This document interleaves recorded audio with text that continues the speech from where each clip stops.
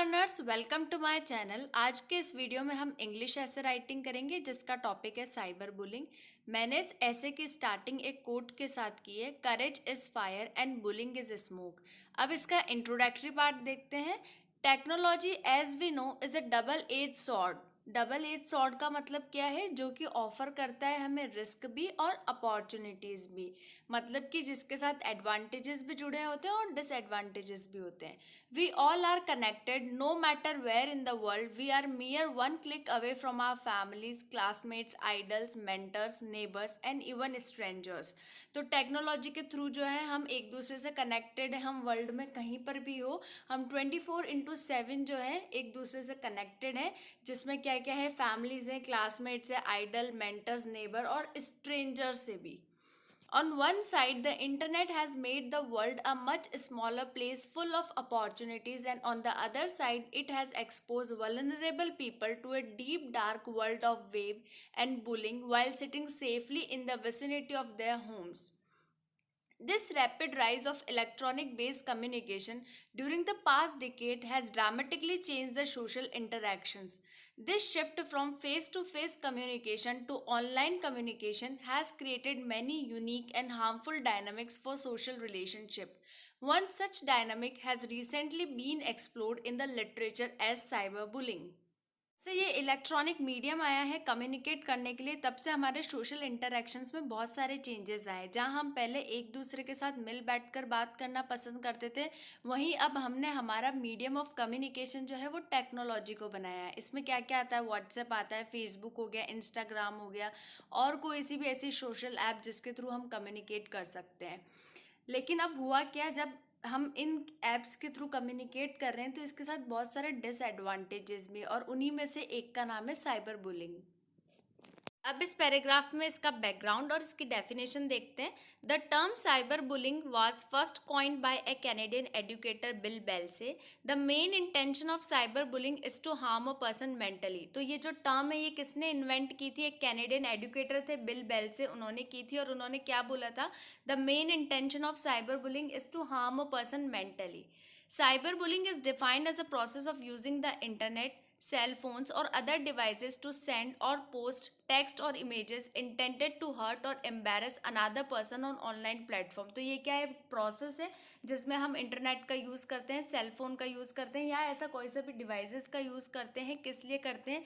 या फिर हम कोई इमेज सेंड करने के लिए या फिर कोई टेक्स्ट को पोस्ट करने के लिए। और क्या इंटेंशन से करते हैं? इंटेंशन क्या होना चाहिए हमारा? कि हम सामने वाले पर्सन को क्या कर रहे हैं? हर्ट कर रहे हैं और एम्बैरेस कर रहे हैं। कहाँ पे कर रहे हैं? ऑनलाइन प्लेटफॉर्म पे कर रहे हैं। The scope of cyber bullying is vast in terms of means as well as content. तो जो साइबर बुलिंग है इसका स्कोप भी बहुत ज़्यादा वाइड है, मीडियम और इंस्ट्रूमेंट के सेंस में भी बहुत ज़्यादा वाइड और कंटेंट के सेंस में भी। मतलब कि हम साइबर बुलिंग जो है टेक्स्ट के थ्रू भी कर सकते हैं, इमेजेस के थ्रू भी कर सकते हैं, ऑडियो के थ्रू कर सकते हैं, वीडियो के थ्रू कर सकते हैं, साउंड के थ्रू कर सकते हैं। It includes bullying through text messages, phone calls, email, instant messenger, social media platform or in chat rooms. It varies from posting hurtful words, derogatory comments, posting fake information on public forums or blogs, hacking accounts for personal vendetta to rape और death threats. तो ये सारी चीज़ें आ गई। क्या क्या होती है? क्या क्या मिलके साइबर बुलिंग होती है? कि हम टेक्स्ट मैसेज के थ्रू कर सकते हैं, फ़ोन कॉल के थ्रू कर सकते हैं, ईमेल के थ्रू कर सकते हैं। और इनके थ्रू हम क्या क्या करते हैं? हर्टफुल कमेंट होते हैं या फिर डेरोगेटरी रिमार्क्स करते हैं, किसी के बारे में हम फेक इन्फॉर्मेशन डाल देते हैं, या फिर हम कभी कभी होता है ना अपना पर्सनल वेंजेंस निकालने के लिए किसी के लिए ऐसी चीज़ें हम पोस्ट कर देते हैं। हम कई बार रेप और डेथ के थ्रेट्स देते हैं ऑनलाइन प्लेटफॉर्म्स पे। तो ये सारी चीज़ें क्या कंसिस्ट करती है? Cyber bullying. नेक्स्ट पैराग्राफ पे आते हैं। With time cyber bullying has evolve to make many forms. Some common types of cyber bullying are flaming, harassment, cyber stalking, exclusion, impersonation, trolling, fraping. तो यहाँ पे क्या है? साइबर बुलिंग के types बताएं कि साइबर बुलिंग जो है कितने कितने फॉर्म्स में हो सकती है। तो सबसे पहले क्या है? फ्लैमिंग। फ्लैमिंग में क्या होता है? इसमें हम हर्टफुल लैंग्वेज का यूज़ करते हैं ईमेल के थ्रू या फिर टेक्स्ट मैसेज के थ्रू किसी इंडिविजुअल के अगेंस्ट। हैरेसमेंट हमें सबको पता है, किसी के बारे में हम हर्टफुल या हेटफुल या थ्रेटनिंग मैसेजेस करके उसको हैरेस करते हैं। साइबर स्टॉकिंग हमें पता है कि हम किसी एक इंडिविजुअल को क्या करते हैं, फॉलो करते हैं ना, ऑनलाइन फॉलो करते हैं और फिर हम उसको ईमेल करते हैं या फिर उसको टेक्स्ट करते हैं और उससे क्या कर रहे हैं, हम उसको इंटिमिडेट करते हैं, उसको डराने की कोशिश करते हैं। एक्सक्लूजन का मतलब क्या होता है कि हम किसी को डेलिबरेटली एक्सक्लूड कर रहे हैं, किसी एक इंडिविजुअल को हम डेलिबरेटली एक्सक्लूड कर देते हैं किसी ग्रुप में से और फिर उसके अगेंस्ट हम मैलिशियस चीज़ें और कमेंट जो है वो पोस्ट करते हैं। इम्पर्सोनेशन का मतलब हमें पता है, हम हमारी जब कभी किसी की फेक आईडी के थ्रू जो है हम उसकी इमेज जो है वो ख़राब करने की कोशिश करते हैं। ऐसे बहुत बार होता है ना, कहीं आप ही के नाम से कोई लोग आईडी बना लेते हैं और फिर आपके फ्रेंड्स लोगों को ऐसे बोलते हैं कि आप हमें पैसे उधार दे दो, आप मुझे इतने पैसों की ज़रूरत है। तो वो इम्पर्सोनेशन के अंदर आता है।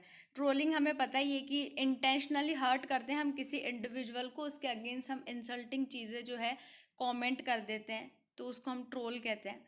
फिर आता है फ्रैपिंग। फ्रैपिंग का मतलब क्या होता है, किसी इंडिविजुअल जो है सोशल नेटवर्किंग अकाउंट पे हम उसके अगेंस्ट, मतलब किसी इंडिविजुअल के अगेंस्ट हम सोशल नेटवर्किंग अकाउंट पे जो है इनअप्रोप्रिएट कंटेंट डालते हैं, जिससे क्या हो, उसकी जो रेपुटेशन है ना उसको हार्म हो। The exposure to cyberbullying can be catastrophic, especially for young adults, and the possible adverse effect can be physical, psychological, or in academic performance. Higher rates of depression and anxiety are noted among cyber victims, along with refusal to school and declining academic performance. These students are also found to be more prone to report headache, stomachache, bedwetting, and various other psychosomatic complaints. तो cyber bullying के side effects क्या है वो इस paragraph में लिखा है कि जो भी साइबर बुलिंग के विक्टिम्स होते हैं उनमें क्या होता है, डिप्रेशन होता है, एनजाइटी होती है, प्लस वो स्कूल जाने के लिए मना करते हैं और उनकी एकेडमिक परफॉर्मेंस जो है वो भी गिरती जाती है। और ये जो स्टूडेंट्स और ये जो जिस तरह के ये स्टूडेंट्स होते हैं उनमें क्या होता है, बहुत ज़्यादा हेडेक होता है, स्टोमक एक होता है और बहुत सारे ऐसे साइकोसोमेटिक कंप्लेंट्स होती है, जिससे मेंटली इल वाली जो प्रॉब्लम्स होती है वो सारी चीज़ें जो है साइबर बुली के विक्टिम्स में होती। अब नेक्स्ट पैराग्राफ में आते हैं।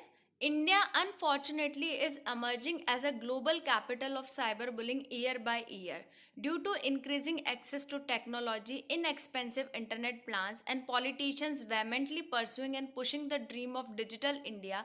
The risk of cyberbullying is alarming, and its assessment and prevention become even more urgent. The majority of population has access to the internet through a computer, tablet, or mostly on a mobile device. The most vulnerable of this population are our children and teenagers. The Global Youth Online Behavior Survey conducted by Microsoft ranked India third in cyberbullying.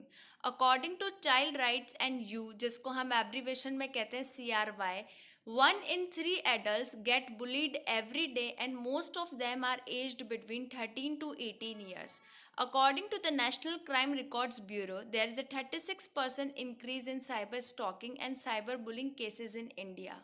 Cyberbullying statistics show that Instagram is the most common platform for cyberbullying, closely followed by Facebook and Snapchat.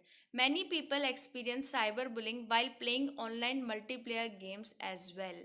तो cyber bullying से related data को देखते हैं तो सबसे ज़्यादा vulnerable group जो है वो कौन है, टीनेजर और चिल्ड्रन है। इनके अगेंस्ट सबसे ज़्यादा साइबर बुलिंग होती है। उसके बाद जो ग्लोबल यूथ ऑनलाइन बिहेवियर सर्वे हुआ था जो कि माइक्रोसॉफ्ट ने कराया था, उसमें इंडिया की रैंकिंग क्या थी, थर्ड है साइबर बुलिंग के अंदर।